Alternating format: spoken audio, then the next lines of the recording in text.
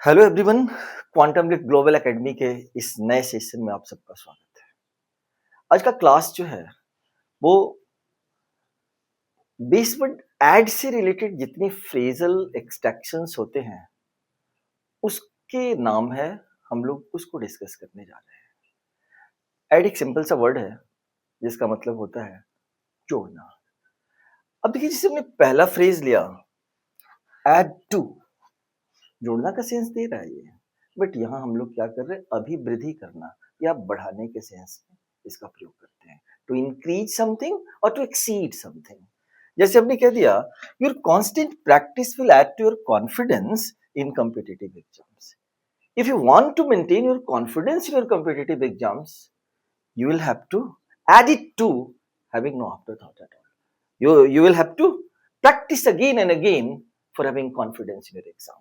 तो add to का मतलब है कि आपके विश्वास को अगर बढ़ाना है यहाँ पे, तो आपको सतत अभ्यास करना होगा, निरंतर अभ्यास करना होगा इन चीजों का, तभी आपका कॉन्फिडेंस बढ़ सकता है। वो चीजें कुछ भी हो सकती हैं, चाहे सब्जेक्ट की प्रैक्टिस हो, चाहे रेगुलर क्वेश्चंस करेक्शन की बात हो, बहुत कुछ आप करते हो ताकि आपका कॉन्फिडेंस बढ़े। क्वेश्चन दूसरा जो फ्रेज है यहाँ पे वो है एड अप। अब देखिए, एड अप का मतलब होता है to make a sum up. जाहिर सी बात है कि यहाँ संख्याओं से रिलेटेड बात की जा रही है, संख्याओं को जोड़ना। जैसे हमने कहा, you will have to add up these 3 digits properly to get accurate result of this equation. अगर इस इक्वेशन का सही परिणाम, सही उत्तर आपको प्राप्त करना है इस समीकरण का, तो आपको इन 3 संख्याओं को अच्छे से जोड़ना पड़ेगा। तो हम बोल रहे हैं, if you want to get the accurate or the proper result of this equation, you will have to add up the 3 digits maintaining your absolute concentration. तो यहाँ पर ये सेंस दे रहा है add up. Next one, add insult to injury, to criticise as well as harm. आप criticise भी कर रहे हो और हार्म भी कर रहे हो, आलोचना के साथ साथ क्षति पहुंचाना। देखिए, जैसे हमने कहा to criticise as well as harm, तो ये हमने 2 प्रकार के इंसल्ट की बात की। इंसल्ट तो हम वहां तक कर रहे हैं कि बंदा इंजर्ड हो जाए, तो इंजुरी भी 2 टाइप की होती है। एक होता है एक्सटर्नल इंजुरी, एक होता है इंटरनल इंजुरी। तो यहाँ 2 लैटिन फ्रेजेस भी आते हैं जो किसी और क्लास में मैं समझाऊंगा। Damnum sine injuria, damage without injury. Damage हो गया, इंजुरी नहीं हुई, इसको बोलते हैं इंटरनल इंजुरी। बंदे का हार्ट अटैक कर गया, ब्रेन हेमरेज हो गया, बट बाहर कहीं कोई चोट नहीं लगा, इसको बोलते हैं damnum sine injuria.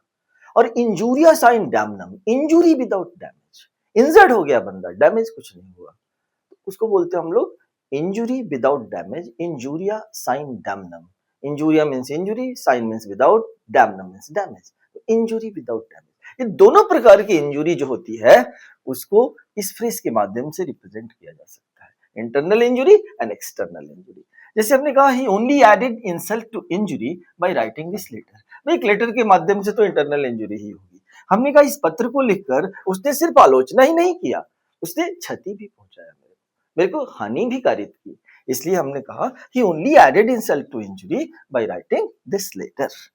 Next one है add fuel to the fire, to make something worse. Bad तो था ही, बैड से वर्स बनाया किसी चीज को, मतलब बुरा से और बुरा बनाया, बद से बदतर करना। फ्रेज क्या लेंगे, add fuel to the fire, to worsen something. देखो, कुछ ऐसे एडजेक्टिव्स होते हैं जिनमें ईएन लगा दिया जाता है, तो उसको हम लोग एज अ वर्ब उसके साथ ट्रीट करते हैं। जैसे worse, bad, worse, worst. Worse में हमने ईएन लगा दिया, वर्सन, तो वर्सन अपने आप में वर्ब हो गया। किसी चीज को बद से बदतर करना, अत्यधिक बिगाड़ देना, बुरा से बुरा बना देना। जैसे हमने कहा, this very stand of yours, इस प्रकार का रुख जो है तुम्हारा कंपनी में, वो क्या करेगा, वो आग में घी का काम करेगा, चीजों को और ज्यादा बिगाड़ेगा, बद से बदतर करेगा। तो will add fuel to the fire only, सिर्फ और सिर्फ कंडीशन को वर्सन करेगा। तो इस तरीके से हमने ये सारे फ्रेजेस ऐड से रिलेटेड इस क्लास में देखे। आपको इनके ऊपर प्रैक्टिस करते हुए अपने मास्टरी को डेवलप करना होगा इस लैंग्वेज में, और finally I am sure that you would be able to attain perfection in this language.